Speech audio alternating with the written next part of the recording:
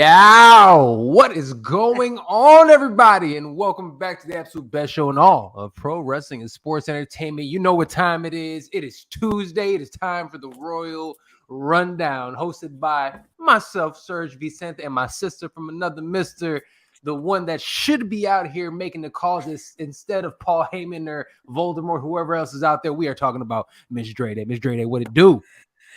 Voldemort, though. You know who I'm talking about. Family, I have missed y'all. It is, yes, this is needed for everybody in the building. It is needed. Welcome to the Royal Rundown. We are back. Welcome. What's good? I feel like we haven't been out here to really discuss how, you and I are the, show of the year or the scrap news. I feel like we really haven't really discussed that as much as I really wanted to. We've been real humble about that. We've been real humble about it. We've been real humble about it. Not letting everybody know that we're the best. Yes, just like DJ Khaled said that. That's what we do. You know what I'm saying? Best. What it do, baby? That's what we do here. You know what I'm saying? So, thank you for everybody who's honestly helped make that happen. The scrap, Joey, everybody involved. Dre, absolutely you. Thank you for coming on this journey with me. I really do appreciate that. And let's continue talking about the fantastic, wild world of pro wrestling and sports entertainment. So Serg, let's go ahead. We're in year. In year 2. Like it's a thing now. That's just wild. This is we're here now. Like this we're is here year now. 2. Dos. Like we're in the. I feel like this is like season 2. Is that like do we want to like officially call it that? Fuck it, season. You know what? In our season, Pisces season, are we gonna just Pisces say, season? Is that what we do it? Season 2, yes, because we are both Pisces, holding it down. You know what I'm saying? Out here, 2 fish out here making it happen. You know what I'm saying? just intertwining, making all kind of shit work. We have a lot to catch up on. There has been so much going on in there. People are talking about Voldemort coming back. We talking about all kinds of different stuff. Speaking of comebacks, though, I would be remiss if I did not start off with this. Yesterday, out of nowhere, and I'll be honest with you, did I believe this was going to happen? I'm not sure. Did I see this happening? Who knows? But we had Lita and Becky Lynch taking on Damage Control, and what did they do? They actually won. They won the tag team championships. Dre, but not only did they win the tag team champions against Damage Control, Io, Sky, and Dakota, whatever the fuck. Sky. It's too much of the same shit. Yeah, right? Kai. Dakota Kai, Io, Sky. They over here trying to make nursery rhymes together. We had a Trish Stratus sighting. Trish Stratus runs out there with the assist, and I don't know if you guys had an opportunity to see it. Seeing my man Seth freaking Rollins run out there afterwards. Yes, it wasn't on the broadcast. It was afterwards. Thank you, WWE, for putting that out there. But him going out there and celebrating with his lady, I love it. Dre. Yeah. What are your thoughts on the title change and having Lita as well as Trish Stratus back in the fold for the road to WrestleMania? For the road to WrestleMania, I will start with this. For the road to WrestleMania, having 2 absolute legends, 2 Hall of Famers, Trish Stratus, and Lita back in the game is a wonderful thing. That is what I will say. And like if you had asked me this last week, I would have had a far more excited reaction to this. I still think it's positive. We've talked about this sporadically. Damage Control isn't doing it for me. No, and you have definitely not been a fan of what the Damage Control is doing. You have and not. I love every person in it. So it's not the people, it's not the talent. It's not like I just personally some things don't click. It's just some ain't something. And it's the curl ain't quite right for me. It's sure. No. It makes total sense. And so it's it's very much no disrespect to the talent. I love everybody in there. Love Bailey, love Dakota, love Io. I just don't think Damage Control is doing it for me. And I think that the title change yesterday is the thing that's needed to kind of like give us something new and give us something different, give them a refresh, for sure. Whatever we got to do with them as a unit. I think the title change is definitely what was needed for that. Getting the belts off of them is important. I think that was essential. Absolutely. Joel, I was getting here. If you could just like let me finish. No, Joel is right on point. Makes sense. It seems like they want Ronda Shayna to fight for the belt. Absolutely. And actually Ronda, and like as much as I am not a Ronda fan, as much as I'm not a Ronda fan, I think Ronda and Shayna being tag champs makes a little bit more sense in terms of what's going on with the roster at the moment. I think that makes a little bit more sense. Dakota and they have star value. We know Lita and them ain't gonna be here forever. It all makes sense. I'm here for it. I'm here for it. I'm 1,000% here. Yeah, 1,000% here for it. And I'd be remiss to say this. And let's be clear. I do want to make it again. Lita is like one of my favorite, female wrestlers of all time. Trish, obviously one of the greatest of all time. I think that Rushmore type. Legitimately. So I think for that women's, pro wrestling, sports entertainment, they're absolutely on the Mount Rushmore of change the game. Lita specifically changed the game. I think for what she did with the Hardy brother, the Hardys decided. Absolutely. Or I would say this: it was I think Lita was one of the main reasons that Vince McMahon even became open to watching women wrestle. Like for real, things that weren't just pretty girl things, Yeah, and for people going out there talking shit, saying essentially that she was botching or she looked First of all, it's been a while since she's actually had a truly competitive match. That part. If she has a little bit of ring rust. Who cares? She's a little older. Doesn't mean she's any less athletic. I mean, kind of does, but still, give her a little bit of time. Look, I mean, again, I don't know what she's been doing, so I don't even want to make any assumptions in any way. You know what I'm saying? So I just don't know what she's been doing. But I just hate the way that. I mean, it kind of does. I mean, don't get it twisted. Like I feel like I am just as athletic, but who knows? I probably lost a step or three. With all due respect, that's kind of what I was getting to. I watched that match for sure. I watched that match and cringed a few times. I really did, and it was kind of like, ooh. Yeah, there was a few of those. Even the final sequence was a little shaky clunky. with Io. It was clunky, yeah. Absolutely. But salute to Io, honestly, and salute to Damage Control for going out there, and they knew what the objective was. They knew what their job was, and they did a great job with it. Salute to them. They were absolutely what we call transitional champions in combat sports. They're transitional champs. It didn't hit like we hoped it would, but individually, I think they're gonna cook. And I'm excited to see what's happening with them going on. But salute to them. Salute to it was one of those transitional. It was one of those transitional reigns you're not mad at. It was like they tried it. It happened. It occurred, and the issues weren't always their fault either. Like no. It definitely wasn't their fault. Answering Nick's question though, is it gonna be a short reign? Fuck yes, absolutely. Not even a question. The answer is yes. Yeah. I mean, don't get it twisted. Like they're gonna give them a few weeks till SummerSlam. Tops. Okay. Tops. If they don't lose it at Mania. I thought they were going to lose it at Mania. I'm saying they're losing it at Mania. And the reason I'm saying fantastic mug, by the way. Fantastic mug. Oh, you mean this? Oh, you mean this little situation right here? Yeah, let them know. Oh, my goodness. You can get at the lovely Etsy shop that I'm sure, Serg's going to hit a button in 1 second. Hey, hold on. I got to find that, but there it is. The button's happening. Oh, you mean this? Get you some merch. Get you some merch. But also, actually, while we're talking about that as well, please do yourselves a favor, and you are watching this on the absolute fastest growing channel in all of combat sports media. We are talking about the Scrap News, the best channel, the best outlet in combat sports media.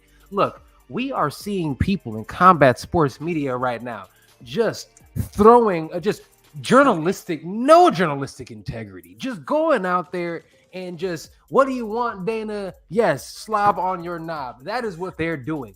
That is not what we do here on the Scrap News. We're going to give you journalistic integrity. We're going to ask the right questions. And you know what? Do yourself a favor. Subscribe for this so you get this show and many others. Check out the Scrap News today. Others. And lovely spots like that one right there, Sergio. That was beautiful. Thank you. You know what I'm saying? We do what we can. I think depending on, this is one of those weird transitional moments, right? Between now and Mania, right? For sure. Where literally anything can happen. Oh, don't say that because that means Vince comes back. Ugh. I mean, it's still anything but that. I mean, we hope anything but that can happen. But I'm saying anything can happen in terms of like storylines, changes, adjustments. We know what's kind of, and I know we'll get into this in a second, but like we know the set in stones for Mania. We also know the not so set in stones for Mania, and like those things can kind of like there's room for some fluidity. And I think the women's tag championships are one of those room for fluidity for between now and Mania, and then Mania to SummerSlam to me. Yeah, Carrie, you are not the only one who thinks this. I'm not mad at it personally. Look, okay, so let's go ahead. Let's go there. Are we going there? Yeah, we going there. Let's go in here. Let's talk about it. Wait. Yeah, when can you go? People send me text messages, you know what I'm saying, about possibly showing up on their shows and whatnot. I had to look at that when I saw it pop up. You know what I'm saying? I seen it. I had to look. Be on the show. But I let's talk about it. There's already some that are getting knocked down. There are already matchups that are happening. We have Brock Lesnar. We thought we didn't know what Brock was going to do. We thought we were going to get Brock versus Wyndham Rotunda. That is what we thought. We thought we were going to get that, but we didn't. We are getting. I mean, they had that little stare down. No, it wasn't him. I thought we were going to get him and Gunther. That's what I wanted. It was I thought we were going to get Brock versus Gunther. And they had that moment during the Rumble. They stared down. They looked at each other, and that is what I thought was going to happen. And then, you know, with Bray Wyatt, it was either him or Bobby Lashley, and we kind of see what's going to happen there. I guess I'm okay with that. But so far, what we do have, we have Bobby Lashley versus Omos. You said you're not that mad at it. Tell me why you are not that mad at Bobby Lashley versus Omos, because a lot of people are cringing at the notion of this matchup. Yeah, I mean the cringiness is understandable because the build is literally now. It just started. Right. And so the build is going to be very minimal, right? It's going to be now to Mania. It's not a lot of time. It's enough time, but it's not a lot of time. Perfect amount of time for that. It also doesn't make for the guys that they have. And it also doesn't make sense based off of what happened at the Elimination Chamber, right? We thought we had some more juice in the Bobby Brock situation. Especially because the Bobby Brock thing ended in it's random. Especially because the Bobby Brock thing ended in a DQ. So you assume that, okay, there's still juice in that. That's the next thing to Mania, right? And so something in my brain, just knowing the little I know about that lovely writer's room, something tells me that there was a adjustment, a switch or whatever. And the optimist in me tells me that there's something positive that's happening here, which is why it's a little random. So I think the whole fact that we've got Omos, MVP being the ones to kind of get to Brock next is giving me Hurt Business vibes. Exactly. Come on, Nick. Nick, you were right there, and that's what all of us were here at the same time. It's absolutely, it's the Hurt Business is coming back. It's the only way it makes sense. They have to connect it this way. Yeah, absolutely. They have to. I didn't mean to cut you off, but yes. No worries at all. I'm sorry about that.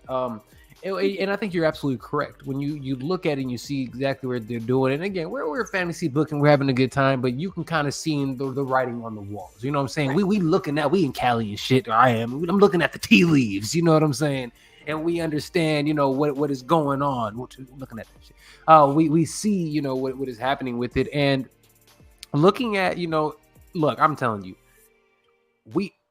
the Hurt Business does not get the credit that they deserve getting us through the Thunderdome era. They do not get the credit that they deserve for that. They do not get the credit that they deserve for getting us through the pandemic and the Thunderdome era. They do not. Period. All right. So the fact that they're bringing them back together, because MVP, let's keep it a bean. Aside from Paul Heyman, there is no better manager in the game today. He is incredible, and he could actually get in there and still get busy if he needs to. So he's incredible. Watching what he's doing, you know, Omos, this is really good. If we really think about it, and just take your time and let's have a little imagination, right? If we're looking at just a touch of imagination, if we're thinking about it, yeah, we're not gonna lie about it. We need it a little bit. We need that imagination. It's a bit of a stretch, you know. For sure. So, but thinking about Omos isn't going to sell this. We saw this yesterday on Raw. MVP is going to sell this. MVP is going to be the one that's essentially going to be engaging with Brock more and more. And to be fair, Brock might end up losing because they might be a Bobby Lashley sighting. You know what I'm saying? Like, there's going to be this roundabout way to go out there and get it. I am not mad at it. Another matchup that I want to ask you about. We have one of my all-time favorites. Wait, before we get I'm there. sorry, please. Yes. I also would like to, since we're using our imaginations and such, in my perfect world brain, one time for MVP, always, yes. I think what I would love. Hey man, it's like MMA math. That shit don't make sense. We are talking about sports entertainment. It is a scripted situation. We can make anything make sense, baby. And here's how I'm gonna make it make sense. Y'all ready? Strap in. SummerSlam. Give you the floor. Hold on. SummerSlam. I don't know what's gonna happen at Mania. Legitimately, I don't know who wins what, where, what, whatever. I don't know. But what I will say is that we can make this make sense if we get a reformed Hurt Business, Bobby Lashley included, versus the Wyatt Six, or the three of Wyatt Sixes, whatever. Wyatt Nim. Okay. Let's just Wyatt Nim. A version of Wyatt Nim and the Hurt Business. That's a SummerSlam match. I can see it. I'm here for that. And I think it'd be great. I'll be honest with you. Speaking of random, Bobby and Bray Wyatt, that little Bray Wyatt Bobby workout video, like that was so strange to me. But I always have to remind myself, Bray is for the kids. Bray ain't for me. Because I don't even know if he's for the kids, to be honest. Bray is ass to me. Like, I'm sorry. Nothing about this works for me. Every time I see him, like, I don't think he's a good performer. I don't think he's we all like, it took this man 8 months to wrestle. Like, I am not here for that. Y'all know how I get down. I like people who get busy. So I don't even want to talk about this no more. Let's talk about people who do get busy. Finn Balor going out there against Edge. I'm excited for that. Okay, not because I think Edge ain't who he once was. We all understand that, and he got about 6 months left, according to him, essentially. No, that's according to him. Yeah. You know what I'm saying? He got about 6 months or so left, according to him. And I believe that this is a match against another legend. Finn Balor is absolutely a legend. I think that's probably going to be one of those Hell in a Cell type of matches or whatever that day, so nobody else runs in there. I think it's great. I'm excited to see it, less because of the legend. I'm happy that the legend is going to get his due in his final WrestleMania, so he gets one more WrestleMania moment. But they've been teasing forever. Finn is about to start getting a real push, and I see it happening with this. I mean, you got to send my man off into the twilight in some way, shape, or form. I'm tired of him going out here trying to... Can we just remove Edge from the Judgment Day? Look, fam, they kicked your ass out. They didn't want you no more. Find something better to do with your life. I'm happy this is hopefully going to be the end of this story in some way, shape, or form. But how do you feel about that matchup? Yeah, agreed. I think the Elimination Chamber mixed tag with Beth was like the best way to drag it out you can. It's the only way you could have. Yeah, absolutely. And that's also the only way that you can make Rhea lose. That's the only way you can make Rhea lose. Only way you can drag it out. Let her take the tag or to take the pin. They made Finn to take the pin, as they should have, right? Absolutely. Like that's absolutely. So that makes sense to me. And Finn's gonna get his win back at Mania, and that's gonna be great. And Edge doesn't need it. He's had his moment. Drunk redemption. Uncle Finn is the shit, by the way. Man, he going out drunk there. Uncle gang member Finn. You like that? Man, you like drunk Uncle Finn is my like a sluggish Finn. Dog, he is incredible. Everything that he is doing. First of all, about time we get to see his swag. You know what I'm saying? He goes out there. You finally seeing his drip. He's coming out there looking drippy. He goes out there, the only wrestler going out there wrestling in my absolute favorite shoes, Jordan 1s. Just chef's kiss for that. He's going out there doing his thing, and the whole fit works. And I would say this: every pay-per-view when he comes out, not the demon, but he comes out with his Kanye mask. I'm not mad at that shit either.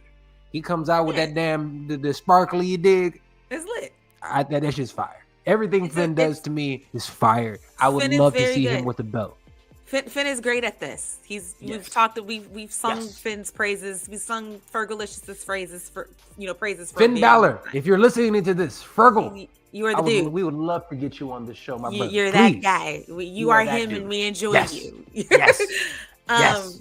Yeah, he's great, and I think that I personally think Finn is gonna be the guy to give Edge that the match I think he's been kind of trying to have since he's come back.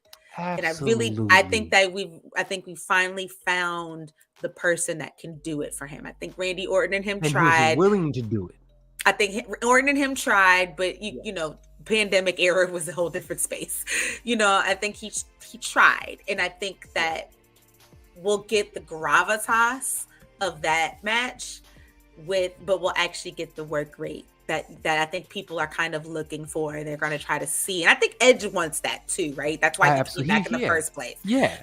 It's going to be fun. It's going to be fun to watch. It's going to be one of those matches to watch, one of those like possible, weekend stealers. If you there's another possible weekend we're going to talk about the weekend stealer next. There's a couple options right now. I'm ready to go. No. There's one. There's one option I'm going to tell you guys right now, which is going to be the best match of the weekend. Of the entire Seth weekend. Freaking Rollins versus Logan Paul. I don't care what none of y'all say. That is absolutely going to be the best match of the weekend. I am so looking forward to watching that one because, look, even when Seth comes out there yesterday with Miz on Miz TV, scuffs up Miz, grabs his phone, and cuts a promo talking shit about his brother. I giggled my ass up. I giggled so hard, I showed my lady who don't watch pro wrestling.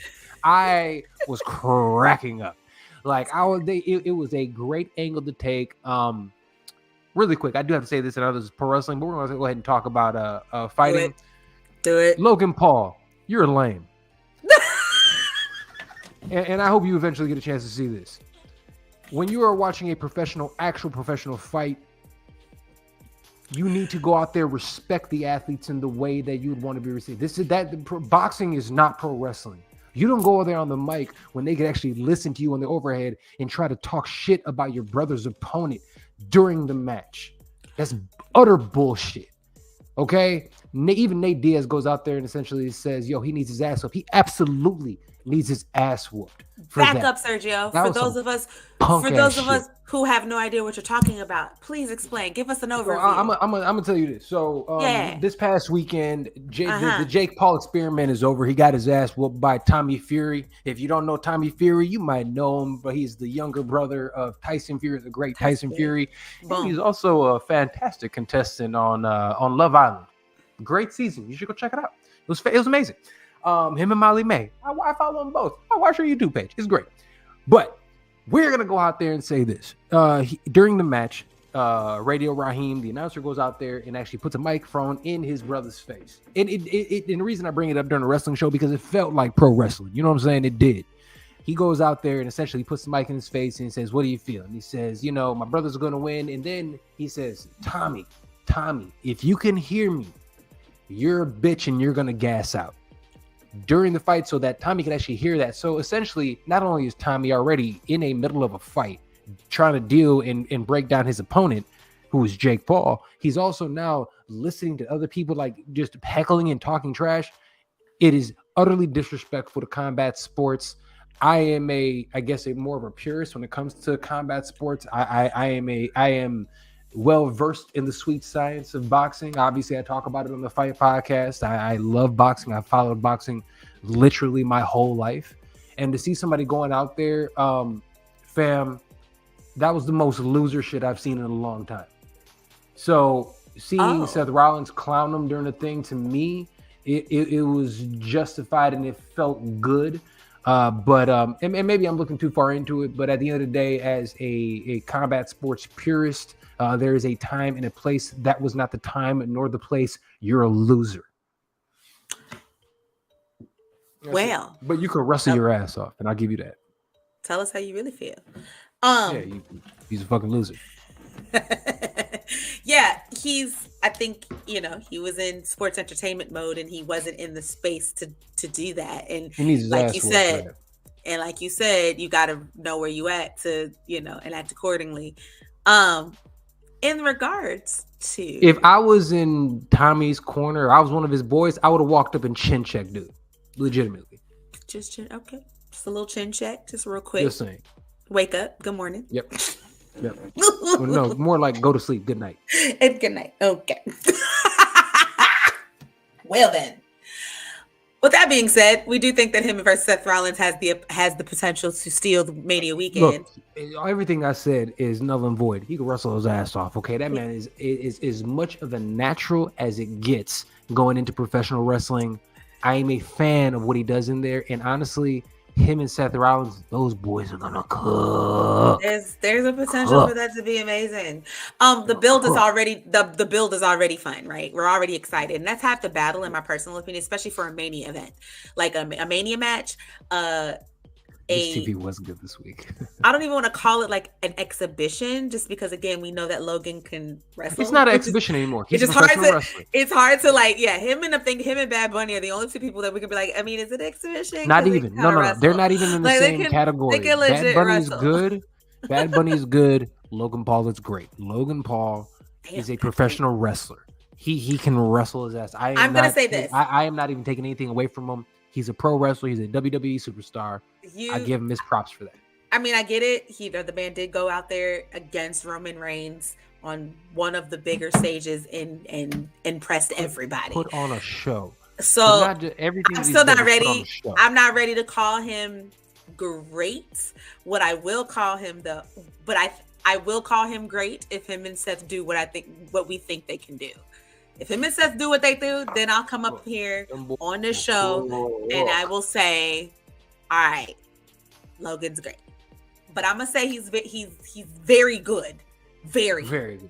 All right, let's transition. I've definitely talked about this far longer than I wanted to because bump dude, I don't care.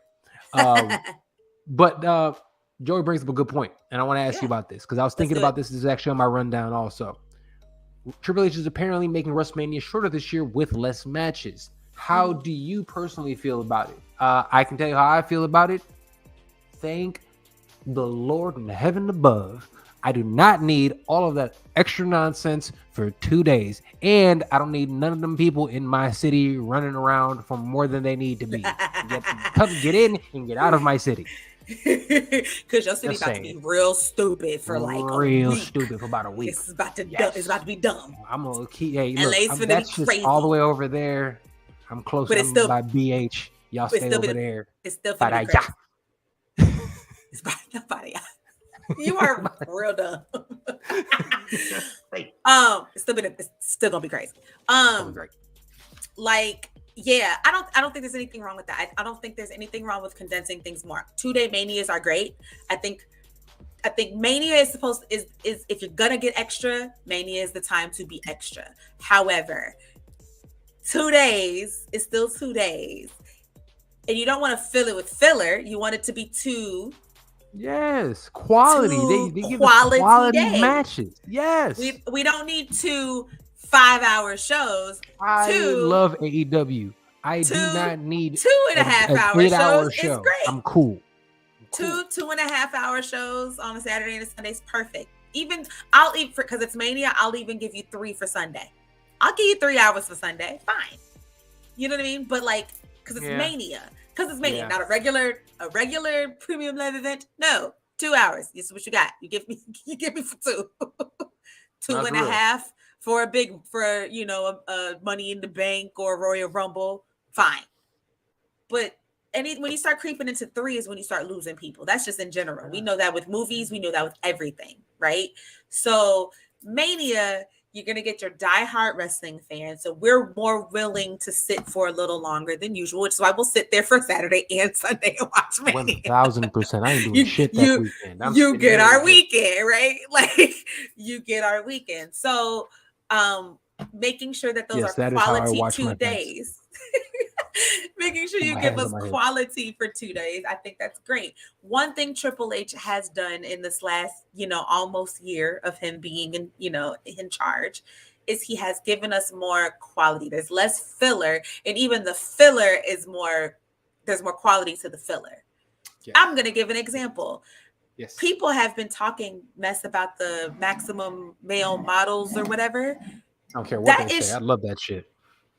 Goofy wrestling for the win. Goofy wrestling, as Simon Miller from What Culture Wrestling, shout out to them, says, goofy wrestling for life.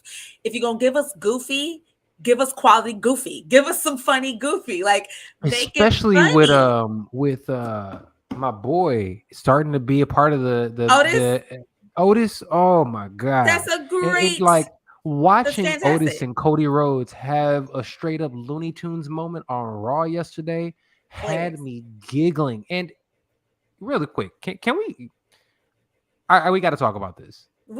Are we going there now? Cody Rhodes. We're gonna go there now. Real quick, let's put a button Finish on up this there. little Yeah. I want to let's put a button on this point. My point is, even the silly and the filler should still be good quality. That's the point. We used to get filler that we did not care about. I'll give one more example of filler from yesterday's Raw. Piper Niven, yes, thank God for her name. Piper Niven, Nikki Cross, thank you Jesus for Nikki Cross, Candice LeRae. Technically, in the grand scheme of things, all of that was a filler segment, but there was still a storyline, and that was still a story moment. We know that Nikki Cross has a thing about Candice LeRae. They might even end up as a tag team at some point soon. We know all of that is coming soon, but they're building us. But they had a whole, there was a little match involved. There was a little moment involved. And all of that was filler for that 3-hour Raw that we watched yesterday. It was still a quality piece of filler. That's what I mean. So even your filler has a point, and then if it's good and if it's performed well enough, you invest in the storyline and your filler starts to become storyline. That's what happens when you have a really good roster, which WWE has at the moment. Yes, they do. Men and women right now, the roster is truly stacked. I mean, more stacked. The fact that we have, and another matchup that we have, and I am going to gloss past it, but it's okay. Asuka, Bianca Belair. Incredible match. We are getting the Asuka that we deserve right now. A little bit more edge, a little bit more, who we had, when she first came to NXT. That is her old music, but yes. But everything else, the presentation is fantastic. It really is great. And I'll be honest with you, if it wasn't for Bianca Belair, in my opinion, I think she should definitely have the WrestleMania kind of record, essentially like Undertaker. I think she should do that. But if it wasn't for that, kind of feel like she should lose to Asuka. I really feel like she should. Yeah. I really feel like that. But it's okay because I think she'll end up getting it back. Yeah. How good yesterday, my God.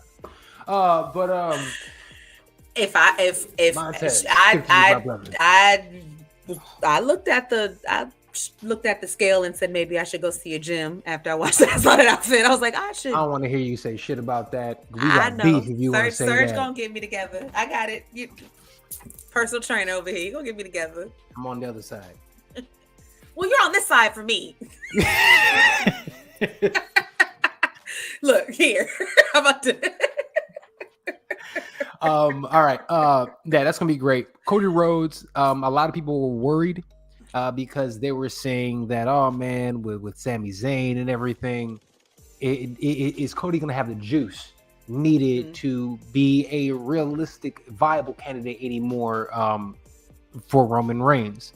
And I think what he's proven over the last few weeks is resoundingly yes. Yeah. I mean, he is that dude. He is who we thought he was. He goes out there. He came back. He's in better shape than he was before he left. He's way more ripped up. He's leaner. He's. I mean, that match with him and Gable yesterday. First of all, it was one time for Chad Gable. Okay, salute to my boy Chad Gable because that dude, shushin and all, is one of the best technical wrestlers on the roster. And he goes out there no matter what. He does his job. You want him to be goofy, he's goofy. You want him to wrestle his ass off, he can wrestle his ass off. I am looking forward to the day that he starts getting a little bit more of a push. I would love to see him as the United States champion or something like that. I think he'd be incredible as that after Montez Ford, please. But because we need it to be the US championship first. But amazing matchup coming up. I am really looking forward to this one. And I think they're doing it the right way. How do you feel about the way that they are starting to build Cody versus Roman, knowing specifically that this is going to be the first time this upcoming Friday on SmackDown that Cody and Roman will be face to face? I think that face to face is going to be very crucial. And I think you've got the exact perfect people to figure that out.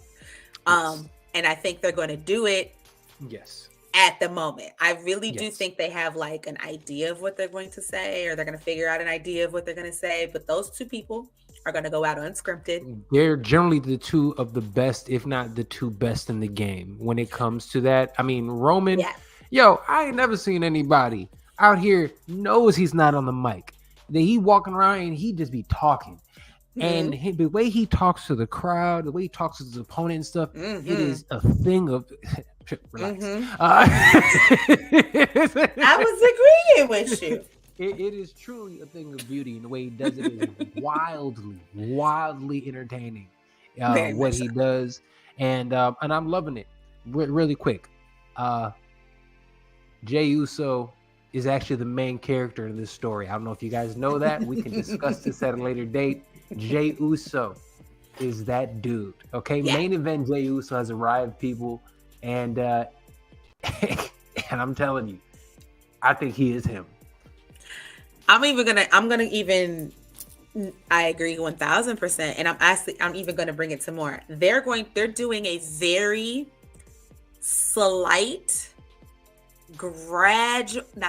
gradual transition from this storyline, because Roman has to go to Mania and fight Cody, right? That has to be the main focus for Roman. Has to be. Because then you run the risk of Cody being a side character. He needs to be the main character. He needs to be perceived as the main character.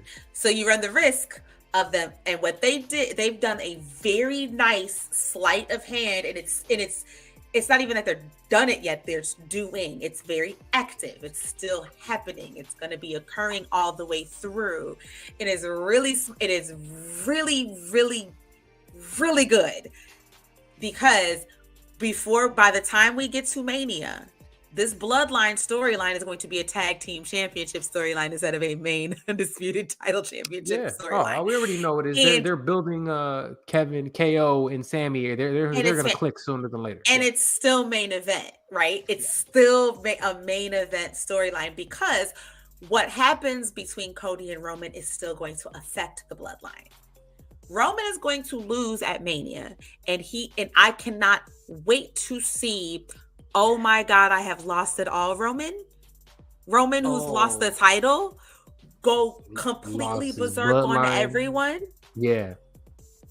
No, it's going to be great. It's going to be cinema. That's juice till SummerSlam. That's juice all the way to SummerSlam, and then he'll go disappear for a minute. And then he gets to go on vacation. He deserves to go on vacation. Like, people, and I have consistently seen people shitting on Roman, like, oh, I can't wait till he loses his belt. Oh, I can't wait till this happens. Oh, why does he keep winning?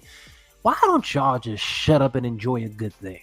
This is the best thing that's happened. And this dude, we talked about the Hurt Business dragging us through the Thunderdome era. The other person that really was dragging even them was Roman Reigns.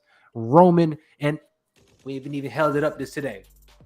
And the bloodline made it happen. That was the beginning of main event Jey Uso. Like, everything that we are seeing right now, fantastic. I can't wait for that matchup, though.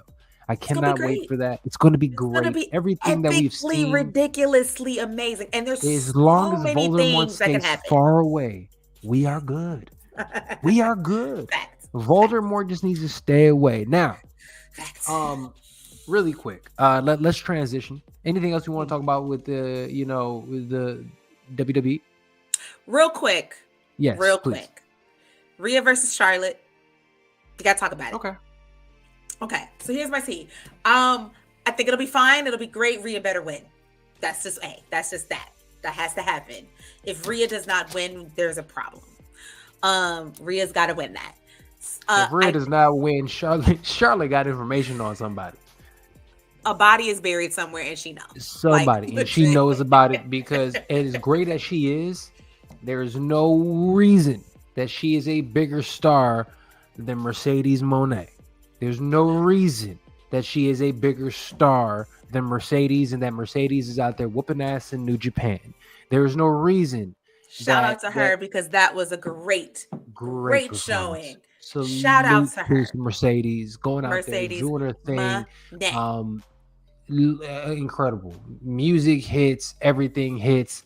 I am a huge fan of obviously the GOAT, Mercedes. Yeah, absolutely. I don't know how she says it. Money. However she says money. My point is, like, I also think that Rhea and Charlotte do have they are also one of the, like, to me, sleeper, could be a weekend stealing match if they do it the way they can do it. The women's match that's going to cook is going to be Asuka versus Bianca. I mean, that's going to be the best of the women's matches. I was going to get there, but you ain't let me finish. My bad. Because I really do wish it was the other way around. I really do wish we was getting Asuka versus Charlotte and Rhea versus Bianca. To be fair, it probably should have been that. Yeah, probably, especially for Mania. Because I get this, but I understand, like, there is a Charlotte Rhea story there. I understand that. I feel like we could have saved that for something else. If we was just talking strictly match quality, Bianca and Rhea got all the chemistry. They tested it a little bit, and the crowd went crazy. And then they didn't go with it. They went the other way around. And I just wish they would have went the other way around, because I think the only thing that's going to hurt Bianca Asuka is the fact that the crowd is going to be split. That's going to hurt. That's the only thing that's going to hurt them. The crowd is going to necessarily agree. They're going to cheer for both of them, is what I'm saying. Okay. Then I do agree. That's what I mean. There's no distinct heel. Asuka's not really presenting as a heel. She's presenting as more edgy, but she's not being presented as a heel. She's not fighting. She's fighting other heels. She fought Carmella yesterday. That's another heel. That's real. And if we're looking at that's the only thing that's going to hurt that match. Yeah, in Charlotte trying to be presented as the good guy, maybe she wants to be that right now at this point in time in her career, but I hate to tell you this, Charlotte. We just prefer you being an asshole. And the tea with that is that that's not really going to matter too much in her match, because although Rhea is in a heel stable, the crowd is going to cheer her. She's so over. Right. So the crowd is going to cheer Rhea in that match. And Charlotte knows, and Charlotte's going to she's going to wrestle heel, even though she's going to be playing a face, and it'll be fine. Like, it'll be fine. Cool. The harder the rest, the women had to have the harder task at Mania is Asuka and Bianca, because that is a face versus face match. I don't care how you put it. And the crowd loves both of them, and they love them both. So no matter what happens, you're just splitting the reaction. It's going to be a great match. You're just still splitting the reaction. If we put Asuka versus Charlotte and put Rhea versus Bianca, then we had clear distinctions, because at that point, Rhea can really just play heel. Would it telegraph the winner too much if they did that? No. And I'll tell you why. Because Bianca's been the champion for so long that people would believe Rhea winning. True. No. Rhea, whoever honestly goes against Bianca, I think should probably win at this point in time. If Bianca loses, I'm not going to be mad at that either, to be fair, because she's had the belt for a while, about a year at this point. Did she win it last year at Mania? SummerSlam. I think she won it back from Becky, I think. Or Bailey. Yeah. Becky. Yeah, it was that Becky Bailey thing. She won it back from Becky, remember? And the Damage Control came back. Right. That was SummerSlam. You're right. That was that. Okay. Well, look, I'm happy for it. That's my only beef. And then I think that it would have been just easier for Charlotte and Asuka to figure out who was the heel between the two. True. But because let's. It'll be fine. No, it'll be fine. Yeah, it'll be good. All right, let's transition. We only have a few minutes left. I want to make sure that we can get in. I want to talk about AEW a little bit because they do have a pay-per-view. They have a pay-per-view coming up. And granted, I'll be very honest with you. This is not one of their better stretches, in my opinion. I think it's a little bit dull, to be fair, but I think they're starting to build to some things. So this weekend, we have Revolution this weekend. Revolution, baby. Revolution is this weekend. So let me ask you this. Two things. What are the matches that you are most looking forward to this in this upcoming weekend? And secondly, how long till we see FTR as well as when is FTR coming back? It's what's like. And when are they coming back? Because I'm irritated. No. When are they going to WWE? So I was going to ask. When are they? I was like, when are they as well as Kenny Omega going to the WWE? That's the question. I'm gonna start backwards on this. I don't think FTR is ever going back to WWE. I don't think that's happening. I say that knowing very full well I can be, talking to you in a couple of weeks and be like, okay, so I was wrong. Because we're just in that space right now, which is fantastic. I actually love that. But I'm going off of what Dax just tweeted the other day. I think, or it might have been yesterday. He tweeted that he was responding to another one of those reports that FTR is unhappy, and he was like, I hate seeing these reports because I'm the we're the happiest we've ever been in our careers. Yeah. So and honestly, you can see it. Seeing what the freedom that they have with AEW, being able to go down to AAA on classic performances against legendary teams down there, and then jump back into New Japan and do the exact same thing, and then go to ROH and do the exact same thing. I mean, the freedom that they have, I really do love what they're doing, and that's why, and that is to me one of the things I love the most about AEW is the freedom in which some of these athletes have to be able to express themselves all over the world. It's incredible. It makes it we've talked about it before. It's like an extended MCU universe type of shit. It's like like everybody. It's the all the universes coming together and shit. So it is really, really dope to be able to see. But let's start off with the first part of the question. It's the multiverse for wrestlers, and I love it. And I agree with that. So I personally think that FTR, which is. I think there's also bigger implications here, but I think FTR is probably one of the talents that I just don't see leaving AEW anytime soon. Mm-hmm. I also think that if CM Punk ever comes back to wrestling, he'll come back to which AEW. He should. Absolutely. I think who was it that said it recently? That was it Keith? But it's just like, or no, it was FTR. Like, y'all, like, it was grown men. No, it was Mark Henry. It was Mark Henry. I was gonna. Yeah, it was Mark Henry. It was Uncle Mark Henry, yeah. Yeah, and he was like, man, like grown people get into arguments and stuff. Let them come back as a grown person. It's ridiculous. You know what I'm saying? If you recall, someone else said something very similar to how he should come back. All of us here on this fantastic program. Yeah, and the elite too. Like, hey, look, we did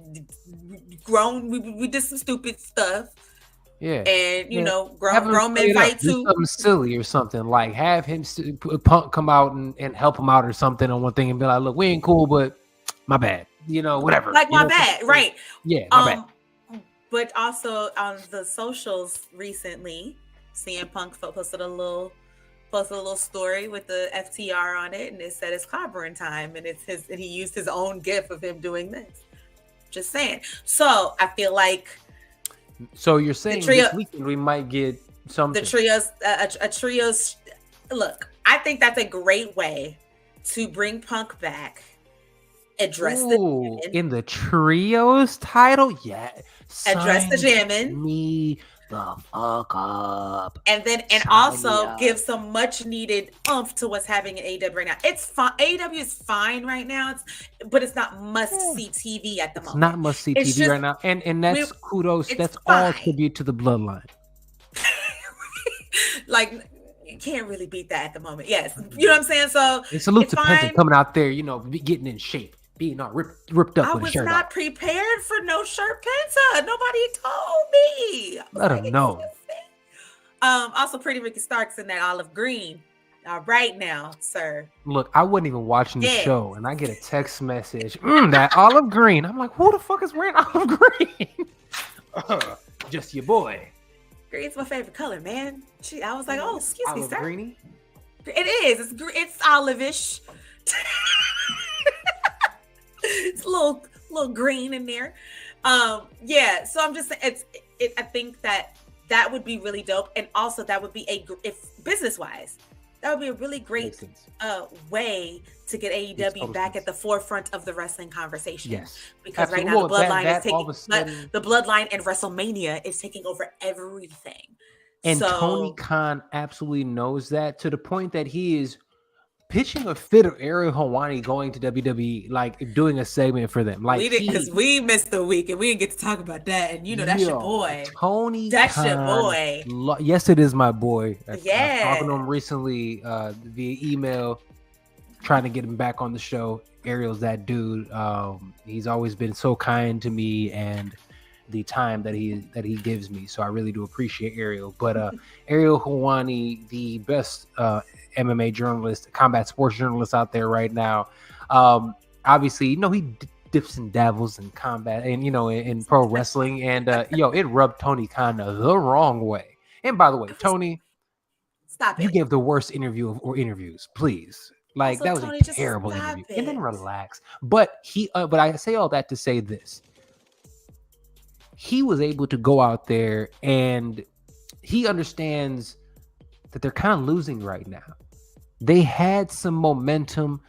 The 7 matchups for the trios titles, people were enthusiastic. Seeing, the Elite come back, seeing Kenny Omega go to Japan and do his thing and win the belt over there and everything. They had so much heat. But right now, it's kind of crickets. And I'll be honest with you. People are going to think I hate on Buddy, but I really don't. I think he's great, but I generally don't believe that Maxwell Jacob Freeman is doing his job as champion. I think he's kind of fucking boring. And it's to the point that him as champion, they are less interesting than they have been in an extremely long time. And you can't even discount that. I'm sorry, right, man. Let me touch on that. You know what I'm realizing? And I'm going to say, I don't think MJF is him. He's not. But here's the thing. He's not him, y'all. He's not him. No. I don't think he's him. I don't think it's him yet. He's gotten that opportunity. No, it's not even yet. He's not him. I've got yet, and I'm adding yet. Now Serg ain't adding yet, but now you see where we are. Here's what I'm saying. I'm going to prove my point to Serg too, because he has improved in Serg's eyes. That's why he prefaced what he just said by saying, "Y'all don't think I'm hating nobody," but because you do recall, like, Serg really was not the infamous group chat. I be hyping him up. Yeah, but no, before you weren't fucking with MJF at all. Right? No. You were like, you were like, why are they overhyping homie? Like, what is the tea? Blah, blah, blah. And then over some time, he did win you over a little bit more, right? Absolutely. And of course, Serg like it when a brother go in the gym and get together. And so, MJF put it on a couple 220 pounds of muscle a little bit. And Serg was like, all right, now I'm seeing something. And the feud with Punk, you were impressed by that. You were like, okay, I'm seeing some stuff, like, you were like, okay, I get it now. I get the hype. I do agree, though. I do think that this title run is lackluster. It's not living up to the expectations even I had for it. I thought it could have been better. I think it could have been better. I think they're giving him. That's why I am so okay with him losing the belt, because at the end of the day, he has not been a memorable champion. I also think that him losing to Bryan Danielson is the perfect person for him to lose to. Yes, because now you can actually have a viable champion. Yes, you can have a viable champion, first of all, that everyone's going to pay to see. That's a seat. That's also a butts and seats dude, Bryan Danielson, right? Like, that's just, we know he's a bona fide already. And you guys in the comments, let us know. Do y'all think we tripping, or do you think I'm tripping? Yeah. Like, please let me know. But I say yet because I do think that I'm seeing things that let me know that he can be there. He's just not there yet. That promo he cut last week allegedly, like, is a little true. Him and the boo that he just proposed to not that long ago, him and the boo, they broke up. So that was real. That was real life. And okay, cool. It was a little awkward, I'm not gonna lie, but okay, cool. I thought that shit was corny. Like I said, okay, cool. I think the promo itself, the delivery was fine. I think that the content of it was just a little all over the place, and I needed to see it more focused. If you're gonna MJF, I need to know, am I supposed to feel bad for you? Or am I supposed to think you were a jerk? Gimmick is and you understand what I'm saying? And it's getting muddy. His gimmick is getting muddy. It used to be real clear. You are a rich jerk face and you're annoying, right?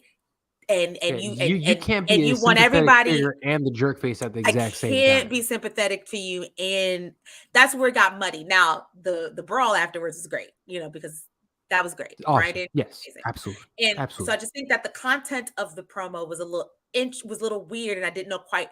The crowd even didn't quite know how to feel about it until the brawl happened, and they're like, "Okay, cool, and I am happy that you said that, because that's what tipped me off to, like, this isn't just me. No. When you heard the crowd reaction, crowd is like, "What is happening?" I'll be honest with you, Ricky Stark, who I think is him. I think Ricky is him. Okay. Him. And the thing I say about it is this. Like I've said this time and time again, even in the promo that they had, when he clowned essentially his redundant promo style and what he does, it was so spot on. And the more now after that you look at it, you're like, damn, he comes out with he says the exact same things every week. There's zero nuance in his character in a positive way. It's like, go ahead. Please. Go ahead. Sorry. No, please. No, please. This is what I hope happens. I really like if MJF does beat Bryan Danielson, which I kind of can see that happening this weekend. I really can see it happening because which he's doesn't hurt right now. And not even just that. AEW is trying to build homegrown stars. That's like you can kind of tell that that's kind of been an overarching thing for this whole entire year so far, which I'm not mad at all. No. So fine. If you let MJF win, Ricky Starks better beat Jericho as well. And that's your next title feud. Because if Ricky Starks beats the legendary Chris Jericho, again, then he should get a title shot. Another title shot that should earn him a title shot for Ricky Starks for MJF for whatever the next pay-per-view is. I know we've got the Face of the Revolution ladder match and all that jamming, and so okay, fine, but Ricky Starks should get a title shot at some point in the pretty nearish future, and that's who should take the title off of MJF. Because I couldn't agree more. Because then now MJF can go to the drawing board a little bit too, now he's lost his title. Let's go to the drawing board. That actually now adds a bit of dynamic to the character that we've been missing a little bit now. Yeah, and for sure. You get Ricky, who's him, who's him, and there's a gazillion folks we want to see Ricky fight with. So I want to see Ricky versus Penta. I want to see Ricky versus. I mean, everybody. Hook. I can go down a list of dudes. Bryan Danielson.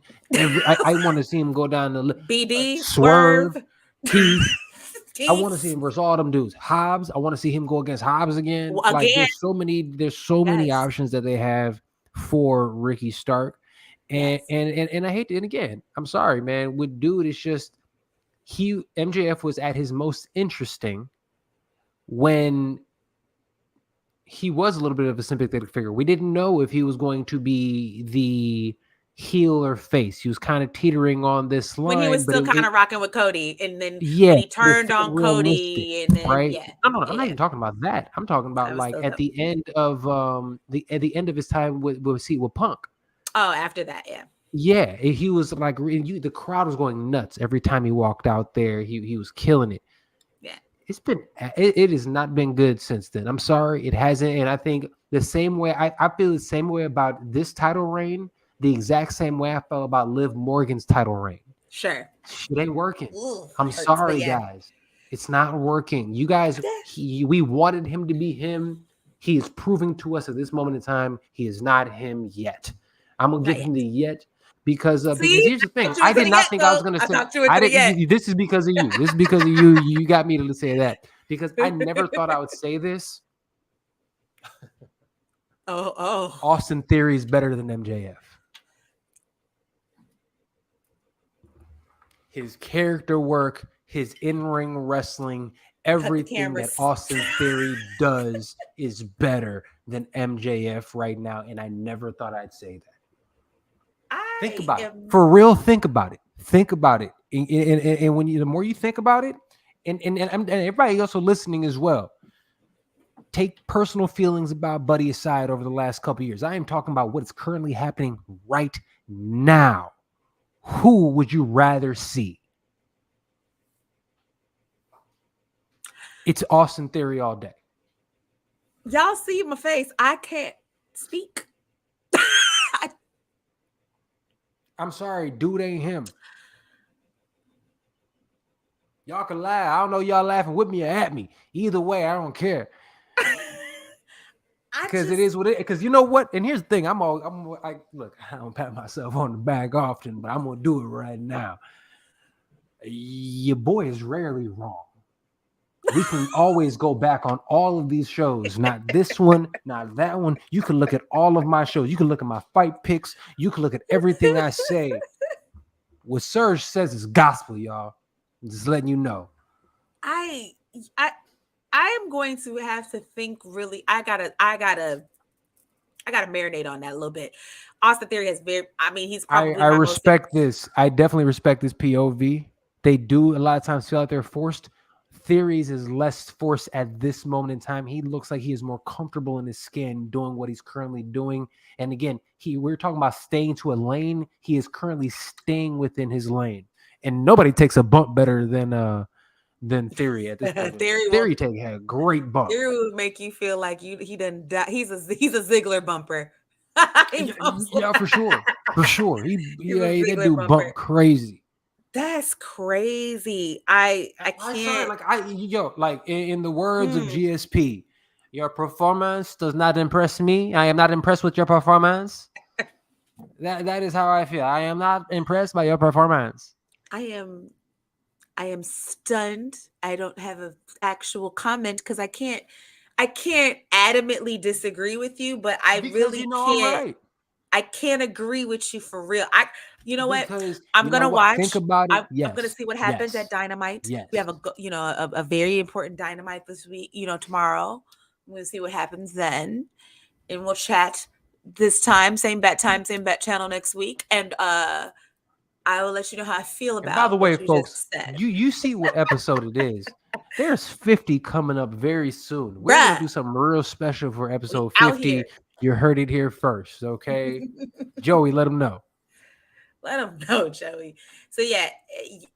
By the way, Tony Tone lied to me. That mug said it never rains in Southern California. It rained and snow apparently right now, currently. And apparently it's snow out there too. Now, when I lived there, it didn't do none of that. See, when I lived out there, it didn't do none of that. God, do you hear this? I could hear it. Yes. It didn't do that when I lived down there, and it was very nice. Yo, I'm going to sleep fantastic tonight. And 40 degrees ish here in Chicago today. I'm gonna sleep so good tonight. Yo, yes, Nick, yes, snow. I live in BH, fam. I'm in Beverly Hills, and I woke up on Saturday morning, and I walked outside, and I'm like, I am not still in Chicago. What in the fuck is this? You needed an extra layer. That thing came and crept up on you this morning, and it was 45. I saw that. I was like, ooh. Couldn't believe it. I ain't moved here for this. Y'all did it, but oops. Goodness. Yeah, I don't know, man. I mean, there is something to that, but I'm just not here for that. Now, when you saw Theory, the first person I also thought of was Carmelo Hayes, though. I really feel like we need to see that man. MJF can't hold Carmelo Hayes' jockstrap. That's like when you're talking about people, when you talk about people who are like comparable in my eyes, like MJF need to stay far away from Carmelo Hayes. Because Melo him. Carmelo is you put Carmelo in the main roster right now. Melo him. And you know what? Put him against Austin Theory. Give him the US championship, and I am there for it. I would even be okay if they gave him the belt before they gave Tez the belt, because I want them in a roundabout way to get Tez to start heading towards the big championship. You want Tez over there? I want Tez going to the big championship. You know, give him the big belt. I would also be okay with Tez beating Gunther. I'm here for that also. What? I would love to see Tez versus Gunther, and I think since Gunther isn't going out there against Brock, he isn't going against Brock right now. I mean, why not? Also, like that would be a really Kofi Mania-ish type of build, because like I think that's something you could easily get the crowd to get behind. To get Tez, the crowd wanted Tez. The Montreal crowd wanted Tez to win. You can see that. I can see that. You felt it, and they're setting him up to be a star. Not only does H go out there and say Montez Ford is a star, he goes out there and says that. But after he goes out there and also says that, I mean, you see in the performance, he had the most pins. He was the one just cooking the entire time. He's my pick to win Money in the Bank. Oh my goodness, yes, and I'm here for it. See, watching Tez with the briefcase is going to be fantastic. He's my pick to win. He's my pick to win Money in the Bank this year. Yeah, it's salute to Johnny Gargano. Also, he hasn't been able to really get the love that he deserved. The match that the performance that he put on in Elimination Chamber, chef's kiss. I mean, he went out there, really did his thing. Salute to Johnny Gargano. Because you didn't know, and I was trying to tell you. No. I've been here for him ever since like the first time. Because remember, he was one of the guys that went back and I watched him cook. I went back and I watched stuff, and like that style. You guys know me. If you guys have watched any of the 44 episodes of the Royal Rundown, like if you can cook, and when I say cook, I don't mean in the kitchen. I mean going out there and actually making it happen. Yeah, I don't need you to be out here. I need you to go out there and perform. Carmelo Hayes cooks. Ricochet cooks. Montez Ford cooks. Cody Rhodes cooks. Roman cooks. Logan Paul cooks. But we know what happened. You know what I'm talking about. The pain. Seth freaking Rollins. Chef. Just go. You know what I'm saying? So there's certain people. It's Finn Balor, chef. The cuisine. Okay, like we got them dudes out there. Yes, absolutely. You know what I'm saying? Like, so those are Gunther cooks. Okay, you know what I'm saying? He be out there. I'm talking about he a butcher with it. Like he go out there and just makes it happen. I love everything about those dudes. But if you are not and that's why I'm sorry, Wyndham Rotunda, you have a fantastic name. Nothing else hits for me. Name is great. I'm a Bray Wyatt fan. I just can't say anything at the moment. Exactly. I'm sorry. Everything when he went out there dancing with Bobby, it's like, so you mean to tell me that you were this spooky woogie dude, right? That can do all this other shit. You know, you got people coming, you doing all kinds of stuff, and monsters and the lion, the lights and shit, doing all kinds of things. But at the same time, you're giving me some like 80s dance video. Yo, get out of here. Did you watch the Mania 2020 the Firefly Funhouse match with him and Cena? Terrible. I love that shit. I can't stand it. I'm sorry. That was stupid. It was it was an salute to John Cena for trying to make it happen. And all of Cena's, it's real deep. I got no time for that nonsense. I'm sorry. His whole gimmick is ass to me. I can't. I'm not an 8-year-old boy anymore. I'm a grown ass man. Like that shit don't work for me. I hope you have nightmares of the Fiend. Dude, I would put that mask on and just go to sleep. That's funny. It wouldn't bother me in the least. and I don't even watch scary movies. Hilarious. All right. I digress.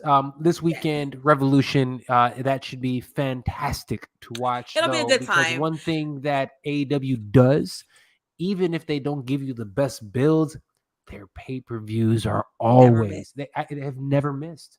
They might be 8 hours long, but they're 8 hours of just fire. Just wrestle, wrestle, wrestle, wrestle, wrestle. A terrible women's match. Wrestle, wrestle, wrestle, wrestle, wrestle.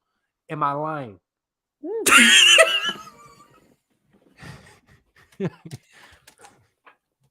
Exactly. Exactly. It's getting better. You know what I'm saying? Look, y'all better hope Mercedes Moné comes out there and starts working fools. Because if that happens, sold. I want to see Mercedes go out there, whoop Jade's ass, go over there, get whoever has the women's belt. Who even knows who has the women's belt in AEW right now? Jamie Hayter has the women's Yeah, belt. yeah. Currently. Call me a hater because I am not here for it. I don't mind her. I think that it's far past time for her to be separate from Britt Baker. It's this whole Saraya, Ruby Soho, Tony Storm conglomeration. I actually think that if they do this right, which I actually think that it's fine. I think it's fine, but it could just be it could be better. I think it's fine, but it could be far better, and it doesn't get nearly enough time. It doesn't, which is why we really don't care about it yet. I need a storyline that I can grasp onto, but also and I think it's time. Some things need to be some people need to be separated from each other so that you can care about this part. Yeah, and for me specifically, I'll be honest with you, just none of those characters. Like I get behind Jade, but you like Ruby bench press. I like Ruby because she can cook. Talking about somebody who can cook. Her new nose out here whooping ass. I love it. Like it's fantastic. So let Ruby go out here, do her thing. You know what I'm saying? Some of the what's her name? Though she was a baddie, but she's not a baddie anymore. Kiera Hogan. The other one. Kiera Hogan, the blue hair black girl. No, Kiera Hogan, but there was the other one. There was another one who's like Latina. Oh, I don't know. I mean, you might not have known she was Latina, but she is. It was the other one. It was Kiera Hogan, and there was another girl that was with her at the start. Who were the other two? The other one. I'm terrible. It was Jade, Kiera Hogan, and somebody. That I other see one her. I don't really know her wrestle. I don't know her she name. can really, she can actually really wrestle. And I appreciate it. Like no disrespect. I do not know that girl's name. No disrespect at all. I generally just don't. I remember your name at this present moment. It's just it's escaping me right now. But but that's also part of the problem. Yeah. You see what I'm saying? Y'all know who I'm talking about too, but it's like all of us see her face. I just don't know who it is. You're talking about Red Velvet. Are you talking about Red Velvet? Red Velvet. Yeah, I know. Okay. Too. One time, Josh. Thank you, we Josh. know who that is. I wasn't thinking. I'm sorry. I'm my bad. Red Velvet can actually cook too, though. Like so they have people that they can go, and I really do appreciate. You know what I'm saying? Like they're very good, but I don't feel as if they've gotten the time that they've deserved. That's because it's very the clear that storylines that they've deserved.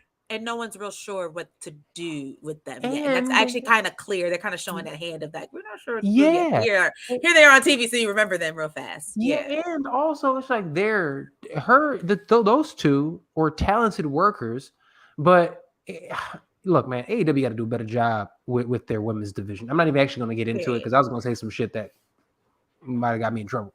But like, I just want to make sure like Tony needs to put in more time and effort into that because they do have the talent there. If they actually utilize that talent, Bianca Sasha, yeah. I'm not mad at that. Yes, I would love to see them create their own shit though, because and their own memorable moments. I'm sorry. That's how I feel about everything the AEW with their women's division is doing right now, and they don't ever give them time to cook. Like I really do feel bad for San Antonio's Mexican woman, with the devil face, with the Thunder Rosa. Yeah, Thunder Rosa. Salute to her too. She can cook. I just don't love her gimmick. Because there really isn't one. It's just, face painted girl. Yeah, looks silly. Look at it. Again, you're the face paint girl. It's I silly. didn't think it looked silly. I just think she needed something to go with it, But yeah, It's silly unless you give me something with it. Like yeah. even with Bray Wyatt, it's not for me. But I really think you would have liked something. early Bray, but that's a whole that's a No, whole no, I don't. You know why? Because Bray can't wrestle.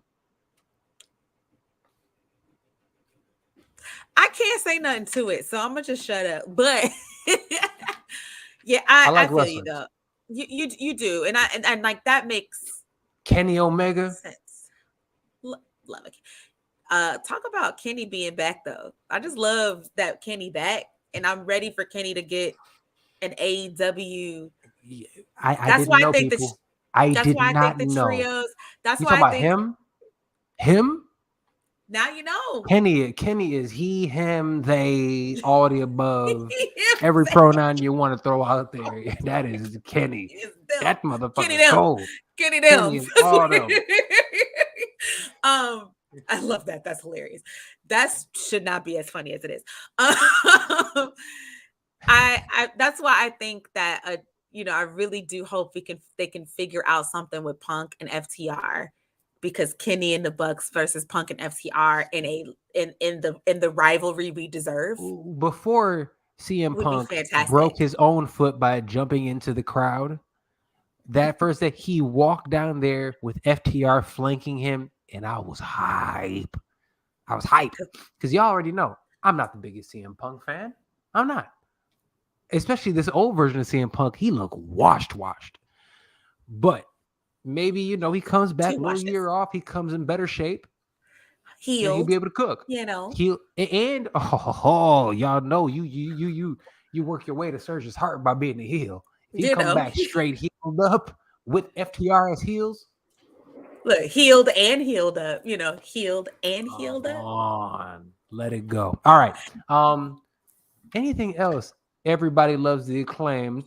Not AEW, because they sure didn't took that belt away. Yeah, that was funny. And obviously, to me, the Guns are just holding it. But now, I say I'm hoping that I want the trios titles or whatever on the Bucks and them to go with the trios thing with FTR. But that's the other possibility, is that FTR comes back and gets those tag champs, because. That should be the next. Those should be the tag champs. Oh, it's the Miedo. I mean, I'm always down for a Lucha Brothers tag champs run. Why? Lucha Brothers that never loses to me. That always wins for me personally. Man, love Penta, love Rey Fenix, amazing. Two of my favorites in the game. So great. All right. Anything else we gotta say? This ran longer than about 17 and a half minutes longer than I wanted it to, but it's all good. It's okay. It's the last day of Black History Month, so we're allowed to be last day of Black History. Yo, why they give us the shortest month? I'm still trying to figure this out. Like, why we got June? We got Juneteenth too, so that's we just us. You know what, man? Look, it's all good. Because we done made that a thing now. Well, not now, but we tried to make that a bigger thing. No, unfortunately, we didn't make it a thing now. Yes, we're trying to make it a bigger thing, is what I should say. But happy Black History Month, everybody. All of my people who had birthdays and everything in February, salute to you. You know what I'm saying? Happy belated. Thank you very mucho. I appreciate you. Yes. Season. You usher us in. I did. First day, kicking the door in. Like, what's up? Pisces in the motherfucking building. What it do? I'm right behind you next week. Yeah, ooh, there we go. We ain't gonna talk about nobody's age, neither of ours. Please, it's all good. Can we not? Can we not talk about what that is? Just know this happening. It's happening. But look, I gotta tell you, y'all. Thank you as always for watching. Dre, anything else you want to chime in before we get up out of here? That's it, y'all. Have a fabulous rest of your evening. Absolutely. And as always, guys, you already know what time it is. Each and every Tuesday, join us right here on the Scrap News. Like, share, and subscribe. The Scrap News YouTube page, the absolute fastest growing YouTube page in all of combat sports media. Check out the Scrap News' website to see the absolute best in combat sports media. I am talking about ethical, quality journalism. I mean, one of the best things I think about the Scrap News is the work that they end up doing, talking about up-and-coming fighters and MMA fighters, regional MMA and things like that, the highlights that's happening there. Salute to all the writers and entire staff there. You guys, please do me a favor, go out there and check that out. While you're doing that, like, share, and subscribe to this video here, because, you know, we want to keep doing stuff. We want to keep out here bringing y'all quality content. And with that being said, we already know it is the end of February, but not only is it the end of February, we're always going to leave you like we leave you each and every week with some wise words from, well, actually, I don't know how wise he is. He be saying some wild shit, but he was right with this one. Let him know, Joey Crack. Yesterday's price is not today's price. Yesterday's price. We almost had 50 episodes, people. Today's price. That's why it ain't today's price. See y'all later. Certified. Much love.